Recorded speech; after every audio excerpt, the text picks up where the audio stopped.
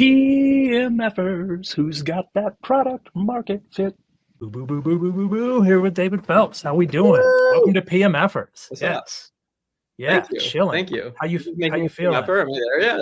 You're Did a I find PMFer. It's PMF? kind of I an don't know. optimistic, it's an optimistic PMFer kind of thing, Wow. right? Oh, so I Yeah. did find PMF. Let's see how it goes. No, no, Let's no. see how You that have goes. you have absolutely, but Hmm. and we'll talk about that Hmm. in a second. But what I look Interesting. for is like it doesn't have to be like hardcore PMF, but like optimistically, you're on the right Yeah. path. You've got things going, but you also have PMF. You've got some It's like on-chain users. validity We'll proof. talk about that. Yeah. It's like you Yeah, have the yeah, optimistic and yeah. yeah. And Nice the zero blockchain knowledge. joke. We're the optimistic. Yeah, We're not in the zero knowledge that'll drop. product market fit. Yeah, yeah.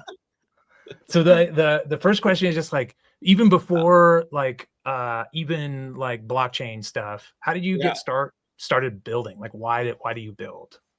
I built a tutoring agency actually, and I was tutoring. This is like after the recession, and I had no money, and so like there's no jobs, and literally I got rejected from every job I applied for after college, and I needed to work.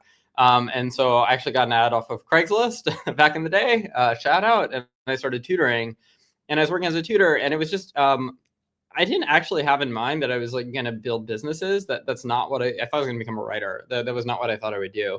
But the tutoring industry was so broken, and it was so bad. And I had kind of that generation of like everyone who graduated out of the recession. You went to like a decent college. You like I don't know. You moved to New York. It's like you went to finance or you went to tutoring because it's like those are the only jobs that really were like available, right?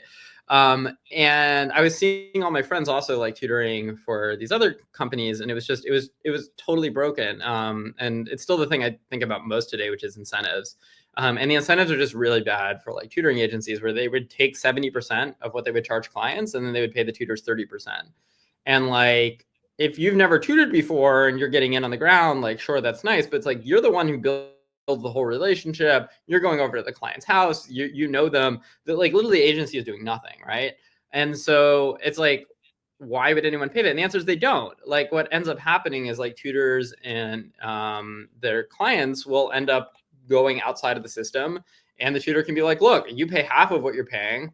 That's going to be a huge increase for me, and you just pay it directly to me. And so like the agency is like actually, because they're so greedy, they suffer. It's like, and they can't maintain good talent, which leaves them, and they're kind of left with like the crop of tutors who don't really care.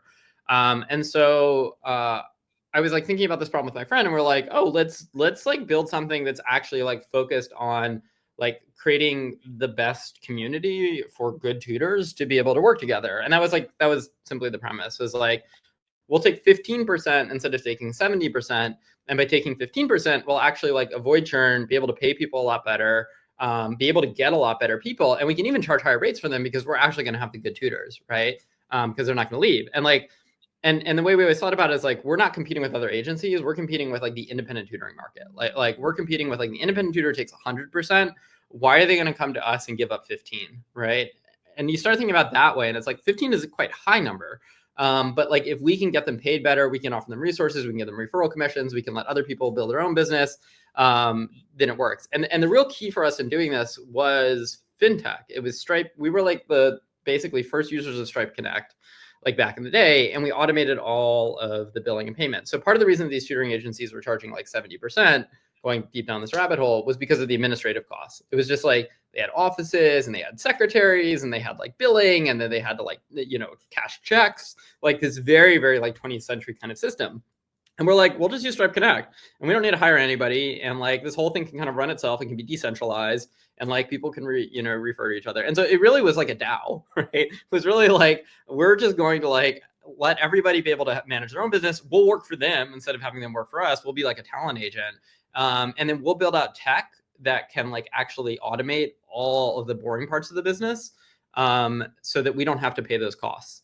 And like, it really was like, that really was the secret. It was Stripe Connect and it was automated payments.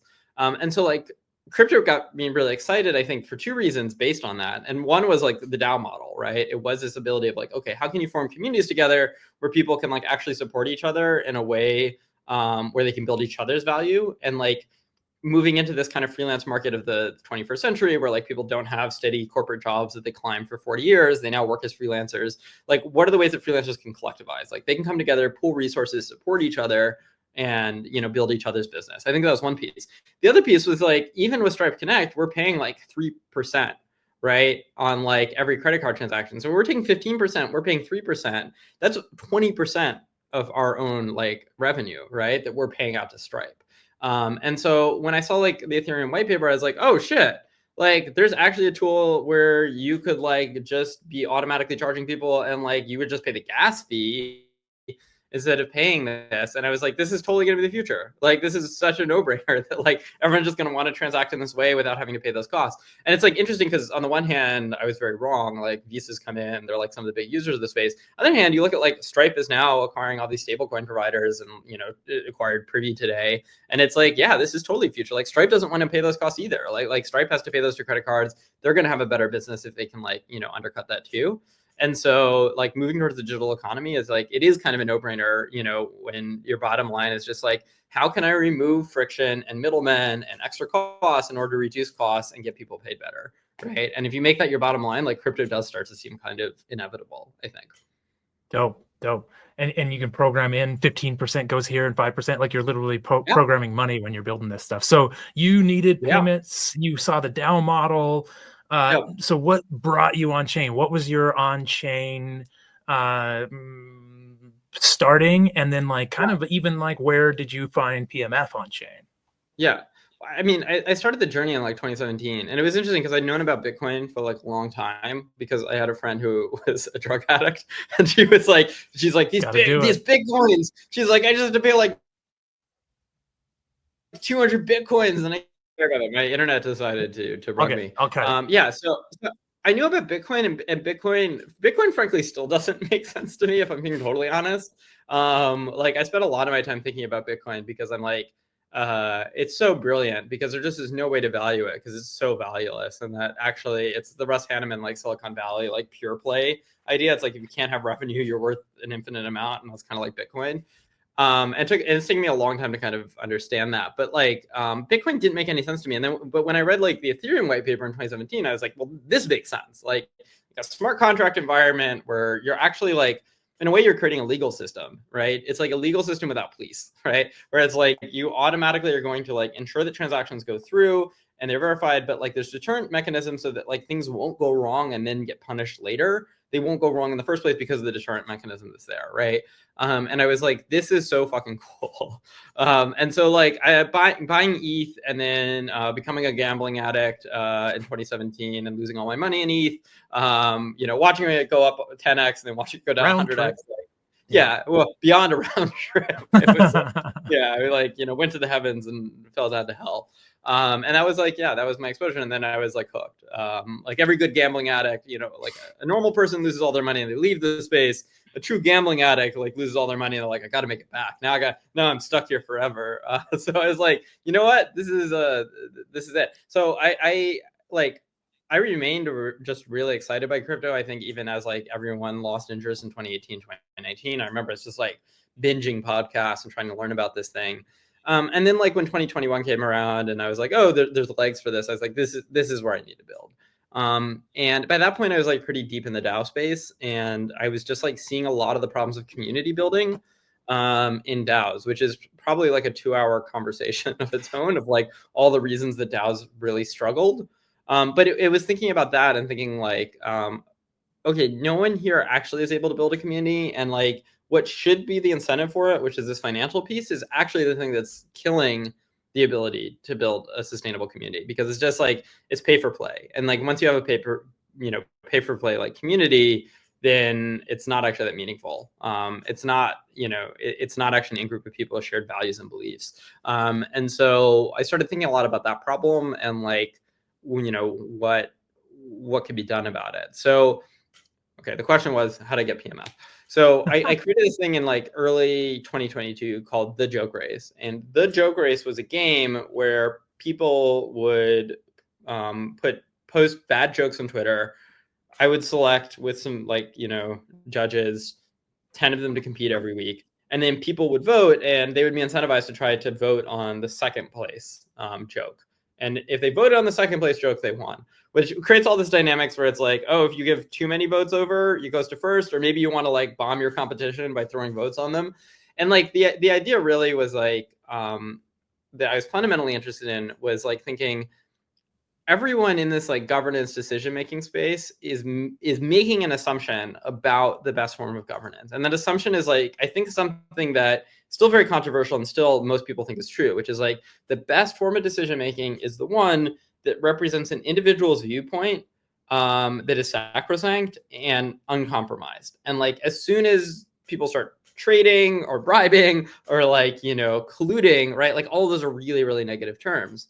But I was like, this isn't really working in DAOs. And part of the reason it isn't working is because like DAOs are very monolithic. It's like there's one leader, everyone just listens to them. They're scared of the leader. They support whatever they want to do. They don't have the bandwidth to think about these decisions themselves. And if they do, they're going to get into big fights that go nowhere and aren't really actionable. And it's not that much fun. And I was like, I wonder if the actual way to build a community is not to like do this kind of top-down model of like a leader on top who everyone follows, and then, you know, they try to support them, but to actually like create competing subgroups within a community, almost like a sports game. So like thinking about like a soccer game, it's like no one is excited for their team if there isn't another team to compete against, right? You can't build a strong community of a soccer team if there is no other soccer team for them to play. And I think we find this to be true in community building all across the internet, right? It's like, why are people excited by politics? Because there's an opposite party that they're competing against, right? Why are people excited by, you know, Kendrick or Drake? Not just because they like Kendrick or Drake, but because they're fighting with each other and they're feuding with each other, right? And so I was like, actually, the way to create a community is to create this like substructure that will then incentivize other people to create their own subcommunities that will compete with each other in this fun, friendly way. And like, if I could do that, if I can actually like create the structure and incentive model that will get people to create communities against each other, that's actually what's fun. And like, in my mind, you know, there's different types of decisions to be made. And like some decisions, you want the expert who is the person who has spent 18 hours reading, you know, all of the legalese about the financial implications of the decision. But for many decisions, it's actually like the process is more important than the end. The process of community building, of like getting people to work together, convince each other of each other's arguments, build relationships, like that's actually the valuable work for a long-term community, more than even whatever it is that they decide on. Like you want them to actually be able to work together in a way that they're excited to come back every week. And so I created this thing called the JokeRace, and it started to kind of go viral, I guess, on like crypto Twitter in 2022, where people were playing this every week and they were forming teams and they were competing with each other. And I was like, shit, this works. like this is it. Like this is the thesis. And it's funny because it's like, you know, it's now been 3 years of like taking that core idea, which we're building off chain with like, you know, Mirror Right Race. And my co-founder Siobhan and I like have now really spent, you know, 3 years building up like a product for anybody to be able to do that kind of contest or activity or decision. And I would say like the final piece of that is really what we launched last week. So, you know, we launched this thing called like Vote and Earn, where now there actually are incentives for voters to come in. And I think that's kind of the big missing piece, which is like financialized voting is very controversial. And I love the controversy around it. But it is this thing where it's like, okay, there's actually like, you can put your money where your mouth is. You can take a position on like what actually matters to you, and you can potentially earn from that too. And so I think that's like, it's actually really exciting. Okay, I'm going to ask you a slow pitch here. Let's go. At the same time, I was thinking about how do I create a tool that will help people prototype their apps quickly. Do you remember what tool you used to prototype JokeRace and get your first users? I think it was this thing that was called Scaffold ETH, if I remember correctly. So for anyone listening, Austin is like godfather for this, for everything we've built. It's really Siobhan's story to tell, but she built the like V1 of JokeRace in like 1 month. And it was ugly. In 2022. Oh, it's beautiful. It did the job. Beautiful. Yeah. Just followed like, you know, the front end straight from Scaffold ETH. And like gorgeous. And it was like Siobhan was able to build that in 1 month, I think, for 2 reasons. And one is that Siobhan's a genius, but the other one is Austin Griffith and Scaffold ETH and having that like as a toolkit. And again, just like part of the beauty of building on chain, there's so many good reasons to build on chain, but like the fact that you have all these contracts and tools that you can just draw upon and drop in like Lego bricks is like, it's huge. And so, yeah, I don't know we'd be here without you, Austin. Hearts. I think you already answered this one too, but really diving into the first 10 and first 100 users, it was a prototype and crypto Twitter, I think. But is that right? Would you say that's true? Yeah, we used Mirror Right Race, which unfortunately they deprecated it 6 weeks in because we were their only user and they were having to manually run allow lists every week. And they were like, look, we can't support the dev time it's taking us to like have you run this every week. Which fair, but it was frustrating at the time to be like, no, we have this thing that's taking off. So that was like, it was Mirror Right Race for the voting and it was Crypto Twitter for the entries. And that was really it. Dope. And I used some Google Sheets for figuring out distributions. And then, I had to use some distribute tool. I think I used Coinvise. I don't even remember which one I used. I think it was Coinvise. There's so many parts of a quick startup that you just create a spreadsheet somewhere or a Notion document. And that is like the whole tool for a little while you're getting started. It's funny. I mean, what do you think most of these blockchains are? If not, right. Okay. Now we're on to, sorry for all my silly questions, but now we're on to ideas. How do you go about like generating new ideas? Where do you find the new ideas? Yeah, there's no obvious answer for that, right? Like dialogue, I think is actually maybe the most important one. Like I would say Siobhan and I, our conversations with each other, we have very different brains. We tend to think about things really differently. And like oftentimes it takes us a while to actually even understand how the other one is thinking. But then we put in that work and it's so rewarding, at least for me, I think hopefully for Siobhan too. Like it's really rewarding, right? To be able to put in that work and like start to understand this other perspective. And when you do that, like that process of a dialogue often will let you generate just a lot of ideas, right? So I do think like having a co-founder is like can be really great just because dialogues and conversations are often the best way to think. And maybe that's an ADHD kind of thing to say. So I think that's one. I think the product itself has taught me a lot. Like I've learned a lot from the product itself, if that makes sense. You know, it's like you develop one thing and then you realize, oh shit, this actually enables this other thing to be built.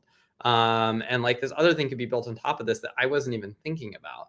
And so like being able to have like an open-ended enough product, I think is important. A really good example of this, I think, is like Instagram. Like Instagram started as this app where you could take notes and you could post video and you could post music and sounds and audio and you could post images.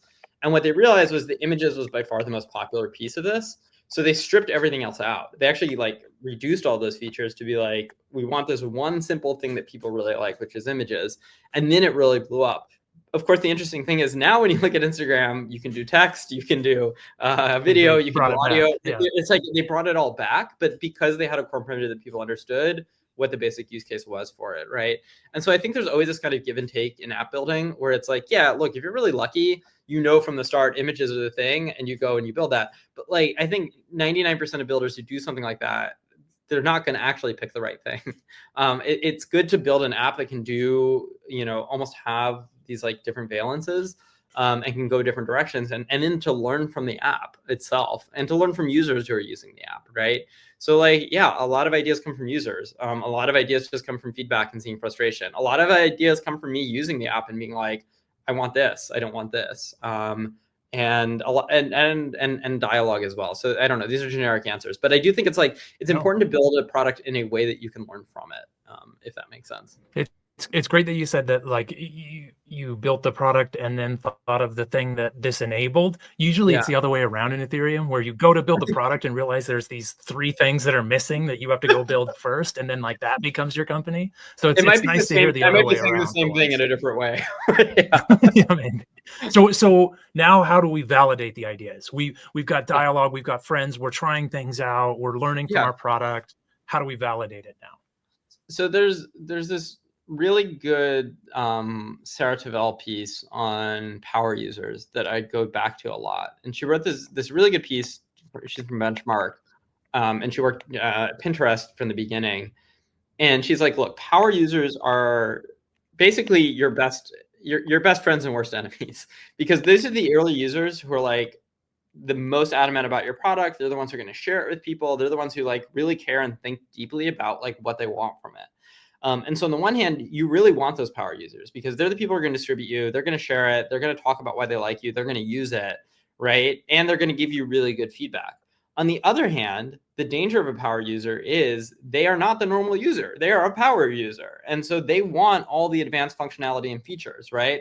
Like they want the full buffet. Like they want the most enterprise kind of friendly, like, 400 options. A power user for Instagram would not want it just to be images. They would want more media to be able to be supported. They want Twitter interactions for you to be, they'd want it to be a mini app, And so like it's really important, I think, to have power users and to know when to listen to them. And frankly, it's also really important to know when not to listen to them as well.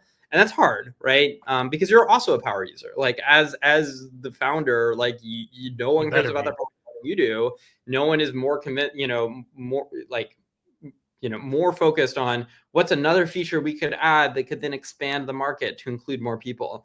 And it's really good to be in that mindset, but it's also really dangerous because the more complex your product gets, the harder it is for people to onboard and understand it, and know what it is. And so feature bloat, right, I think could often be a challenge, and it's definitely something I'm thinking about a lot now. Like you can do a lot of different things with JokeRace, and that's a blessing and a curse, right, potentially. So I don't know if I answered the question, but I validated. I think it's important to think about, like then, who your users are. Yeah. Then how do you let it go? Like when do you know we've tried to validate it, it did not get validated, we need to pivot, we need to throw it away? When does that happen?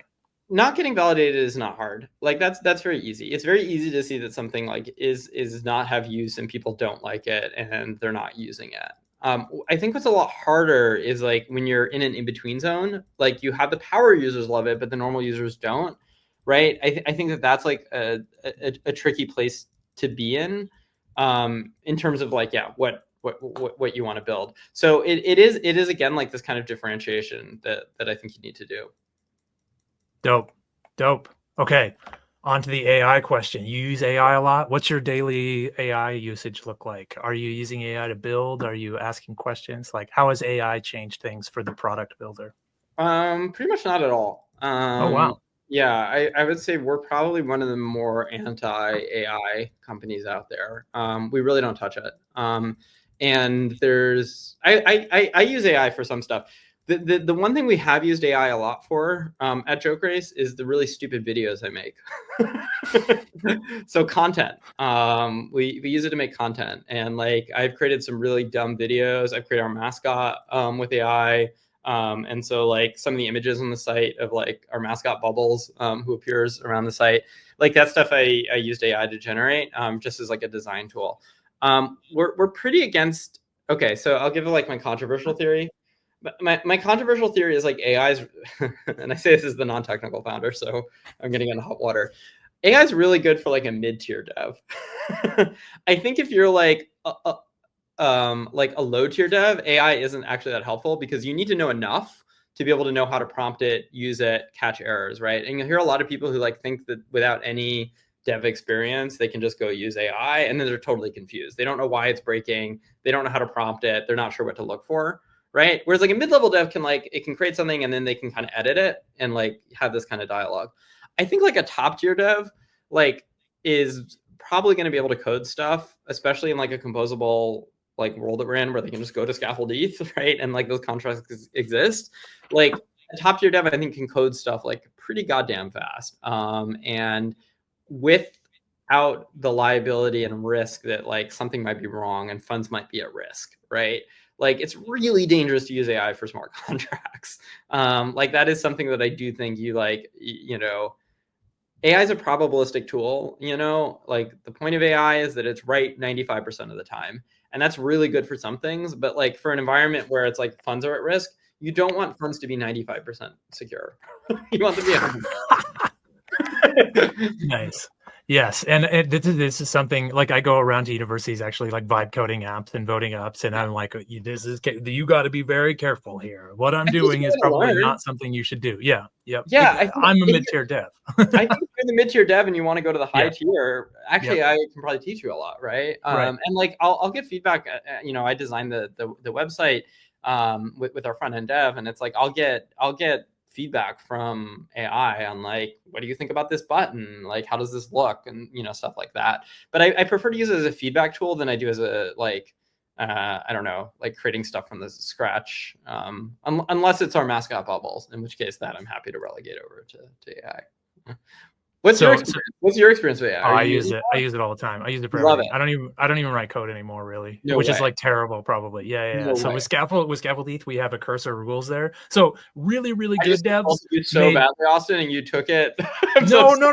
It's different for everybody. I am 100% mid. Like I do not argue that. I am at the top of the bell curve on. I'm low. I'm low. I can't use AI because I'm bottom. So that's why I'm anti AI. I'm not good enough.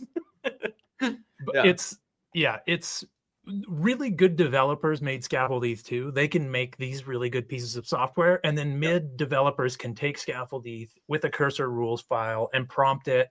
I want to make a voting app with these options, and it goes. And it's pretty neat. Like you get a smart contract and a front end. I do that demo for a lot of universities, and it just shows like this is a good jumping off point, but there's a lot of caveats I add to that and say, watch out here. We're not even writing tests.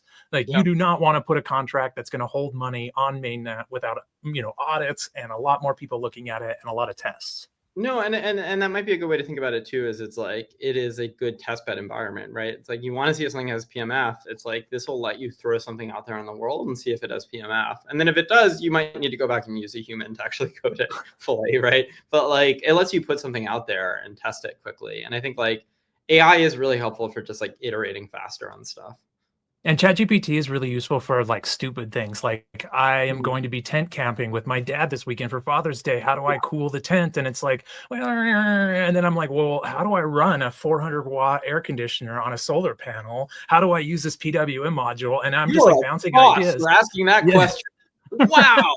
Wow, you're absolutely right. Yeah. There's a lot of that too. There's a lot of that. And then it goes like full sycophant on you. And it's like, love that you're camping. You're going to be the coolest dad ever. Yeah, it's true. No, ChatGPT is. I use ChatGPT a ton actually for my own life. But for building stuff in business, it's like people I really want to be listening to are users. Yep. Okay, so it really seems like the EF and the Ethereum ecosystem needs to do a better job supporting founders. As a founder that has kind of come up and probably run into, hey, I'd love to talk to somebody at the EF, but no one will talk to me kind of things. Like we're thinking, we need to show up first of all, but then it's sort of like, what does an accelerator of accelerators look like? How do we incubate the incubators? What does the EF do to put up the bat signal to bring in something that's greater than the sum of the parts? And I'll just leave it at that, see where we go. Yeah.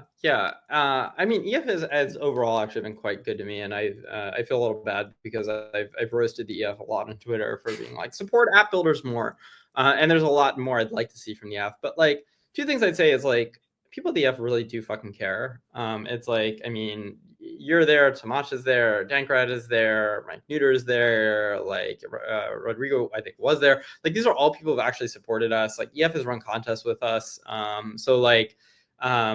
It's a good group of people, and like one of the reasons that I continue to be like consider myself an Ethereum builder is just like alignment with the people at the EF, even a lot more than sometimes the ethos and the actual like statements.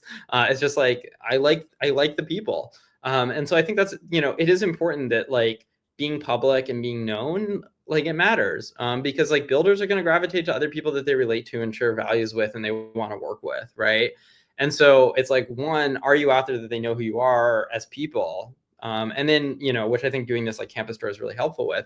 And then two is like, are there ways they actually can work with you? Like, are there things that they, that they can do with you? And so like, I'd almost flip the question because like, I think it's very tempting to be like, oh, we have to find the next 100 apps and support them. And that's great if you can do that. Like Mega ETH, I think is like kind of killing it at that kind of game. Right. But like, actually, I think, what I would love to see is EF just like do more on distribution. I like my model for blockchain is it's kind of like an app store. Like, it's a place where you go and you get the tools to build an app and then you launch through there. And like, I think Solana has like done a really good job of like thinking about themselves as like an app store where a lot of the job of Solana is distribution. It's like they share stuff. Anatoly is like every new app that comes out, he's sharing thoughts about it. He's in the GitHub. He's talking to the builders. I have Solana Foundation people reach out to me probably once a month asking when we're going to be live on Solana. And my answer is always no plans for that. But it's like they're there, like being like, we want to support you, we want to share this, right? And I think it's like, you know, the actual distribution itself is great, but actually what matters more than that in some ways is the performativity and optics of it, as cynical as that sounds. It's like if other builders see that, you know, EF is supporting apps, then they're going to want to build with EF so they can also get that support, right? Like if they see EF is distributing apps, they're going to go, oh, this is a great environment for me to build in, because they're also going to like help distribute me too. And I think like, you know, part of the challenge here is that with the L2 roadmap, you know, we talk a lot about this question of like, did L2 steal value away from Ethereum? Did they provide value to Ethereum? But one way that I do think they kind of stole value from Ethereum is that like there was this assumption that they were going to be the app facing products. Like L2s would be the ones that would get apps. They would do distribution for them. They would incubate them. They would support them. And honestly, the only chain I've really seen do that is Mega ETH, if I'm being honest. Like these other chains do not actually support apps that much. We now have been working with Arbitrum a bunch, and they've been awesome. They've been really, really great, and they've been sharing stuff. Polygon gave us our first grant, so like I don't want to like, you know, just summarily shit on L2s. Like they've been really important for us personally, and they've been really helpful. But like, I don't think most L2s see their central job as like pushing apps, which is unfortunate. They should. And so like, I do feel like EF is in a kind of uncomfortable position where it's like, I think there was an expectation L2s would do this, and then they didn't. And so the EF kind of has to step in at this point and be like, yeah, we're the ones who actually have to do distribution and feature it. I think like the stuff Josh Stark has been doing and like featuring apps every day, like that's great. But it's like, I don't know. I would love to see someone use JokeRace to do like a product hunt contest every week of like, what are the best new apps on Ethereum, and like feature them, let people vote them up. And then they have like this page every week that people can check to be like, these are the apps. And it's like, if I ran that, no one would care that much. But if EF ran that, that would be huge, right? And so I think it's also like using the on-chain tools to help distribute the on-chain tools. That's actually where I would start above anything else. Like the actual advice you can give builders about how to build a winning app, like, you know, no one knows. I don't know, get it quickly. Yeah, get millions of dollars of liquidity and yeah. But like there are very few successful apps that have even been built. And so I think like rather than try to figure out which ones those are, from the EF perspective, just distributing the ones that are out there and helping them really sends a message to everyone that like EF is in the trenches. That's cool. Yeah. So distribution, EF needs to distribute these. EF should be using products. Also, just like another double click on crypto Twitter and how crypto Twitter is kind of like your big group of friends that are maybe slightly adversarial that you need to kind of like get your stuff out to crypto Twitter and get feedback and really get the true honest feedback from that. And sometimes you could get that from the EF and friends at the EF if you're lucky enough, but also just crypto Twitter. I'd like to see the EF fuck up more, to be totally honest. Like I feel like there we go. Yes. Like the EF has just been so conservative and like being incredibly neutral and not supporting anything or like putting itself out there. And like, you know, except for some like broad value statements, which are nice, that I think there's kind of perception it's just like it's living in kind of 2017. And like I would like to see it like, you know, go maybe be a little bit more degen, but mainly just like take some stances that people don't like and, you know, see what happens. And like, you know, I was really angry at Vitalik about adopting a Milady PFP, and I thought that was disgusting on a lot of levels. But like at the same time, shout out that, you know, dude was willing to like take a stance and try some shit out and like and not be credibly neutral. That's for sure. So, you know, I'd like to see more risk taking personally.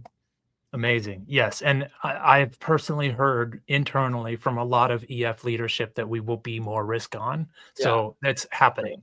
Yeah. Love it. All right. All right. More existential questions from Austin. How about things you wish you knew before you got VC funding or you got in? Like some hard truths about our ecosystem or anything around it. I think that the thing I wrote last week about vote and earn is that for me, vote and earn like combines two very opposite sides of the space, which is the voting side and the earning side.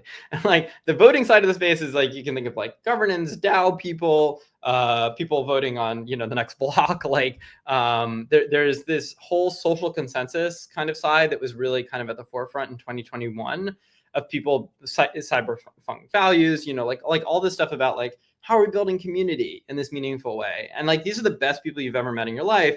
And none of them have built a product that can make serious money, right? And then the other side, you have like the earn people. And like the earn people also was a big narrative in 2021, but they were all Ponzi's, right? It's like they made a bunch of money and then it's just pure speculation. So when you have pure speculation, the price goes up until it goes down and then it crashes. And there's nothing fundamental there behind that. And so like a lot of what I'm kind of obsessed with is like, how do you combine these things? Like if the social consensus has like the longevity and the earning, degen, financial side actually has the value, like how can we put those together? Like how can we actually start having people like earn in a way that is sustainable?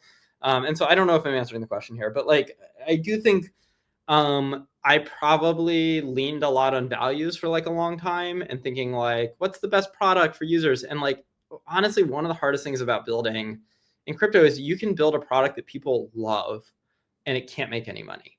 And that happens all the time. Like, I'm sure you and I can both think of like a lot of examples here of like really useful products that really were like game changers for builders in the ecosystem, but they never figured out a way to make a cent, right? And it's really hard to think as a product builder. I think you need both. I think if you're just doing a pure earn speculation play, I think that narrative is pretty done at this point. I hope, I really hope that's dead. But if you're doing a pure social consensus play, that's also kind of dead because like there's no money to be made. And so it is like, I think for me, it's been taken me a long time to be like, no, financial incentives, financial rails, and speculation is very much the use case for crypto. And the question is, can you use that in interesting ways? Like, are there ways that actually can be meaningful socially to people where they can actually end up building relationships out of this or having a good time or doing something fun, right? Which very few people are focused on. And so, yeah, I would encourage anyone building to think about both those sides. Like, I think social consensus community is a huge part of crypto. I think speculation is a huge part. These sides hate each other, but I do think the future is very much kind of like finding a way to bring them together. Absolutely. Build good things with a good community, but still think like a capitalist and have some capitalism built in here and understand the incentives. It's really thinking just in terms of like financial rails. It's like fundamentally what crypto is really good for. And I think I probably lean too heavily in thinking it was financial and reputational. And I think like the lesson I've learned is like, no one comes here for the reputational piece of the open data. That's a derivative and a second order effect of people coming here for the financial piece. And it can still be really valuable. Like once you've built reputation because of these activities you're engaged in, that can become a meaningful end in of itself. But the only way to bootstrap it to the point that people are building meaningful reputation is to get them here through the kind of financial incentives that crypto enables. Hell yeah. Okay, cool. Yeah, so before I ask my last dumb question, I think we should double click on. You have some smart ones also? No, there's no, won't be any smart questions today. Just making sure. Yeah, I don't. Knowing that you want the EF to fuck up a little bit. Yeah. Let's like just brainstorm a couple fuck ups that might be interesting. Like we do two things right and one thing wrong. Yeah. Let's just like brainstorm some. What would you like to see, or what is the shape of some fuck ups that the EF could take part in that would be interesting? I would like to see I don't know, like I would like to see them doing builder chats. Like I think that, I mean, you're doing it. I think that's really helpful. But I'd like to see EF like, kind of focused on that. I'd like to see them using the products. I'd like to see them supporting it. And it does mean two things for the EF. One is that they're going to support one product, and that product has a competitor somewhere out there who's going to be angry that the EF used them and not them. And it's like, you know what? These aren't mutually exclusive. They can go on and they can use the other competitor too. Like they can try them both. But I would like to see them take sides like that. I would like to see them say, this is the product we like and we're using this, and it's cool. And look, it's dangerous. Like I get really angry at Base because they were just supporting Zora when they had all these other tools for creating coins out there that have been like really in the trenches building and didn't get any support. And I thought that was shitty. So you do risk those kinds of things, right? But at the same time, Base's strategy is working. I might not like it, but it is working, right? And yeah, so I think taking sides is like, one big piece of it. And the other is, yeah, like EF might be using tools for speculation, which is very controversial, but like, I think that that's important also, like, to actually have people using the tools we're building.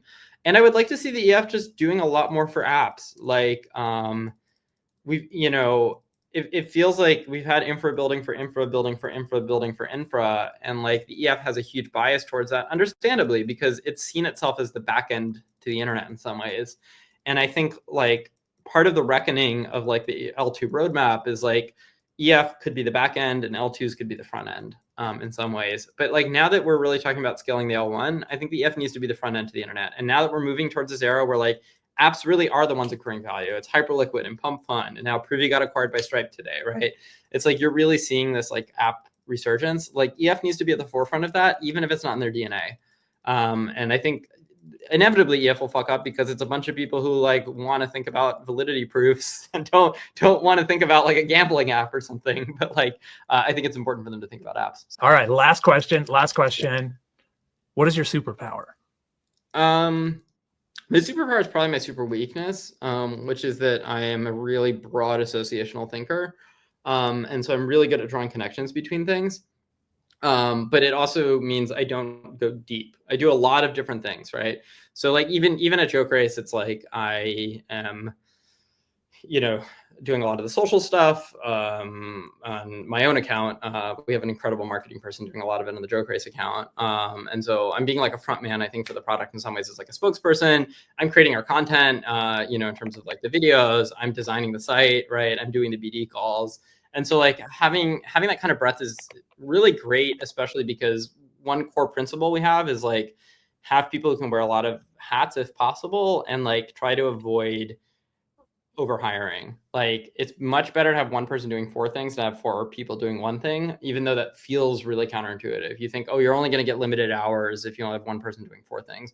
But the fact is the coordination costs alone for those 4 people, and then the churn you might have from them and the training you have to do for them, and one person being a bottleneck for someone else's work, like all of that ends up eating so much into organizational structure that if you can get people who can do a lot of things, I personally think it tends to be a lot better. And so I'd say that's my super strength. But it's an ADHD super strength. It's also a super weakness. I'm not that deep on anything. And I wouldn't say at any of those 4 things, I'm the greatest in the world.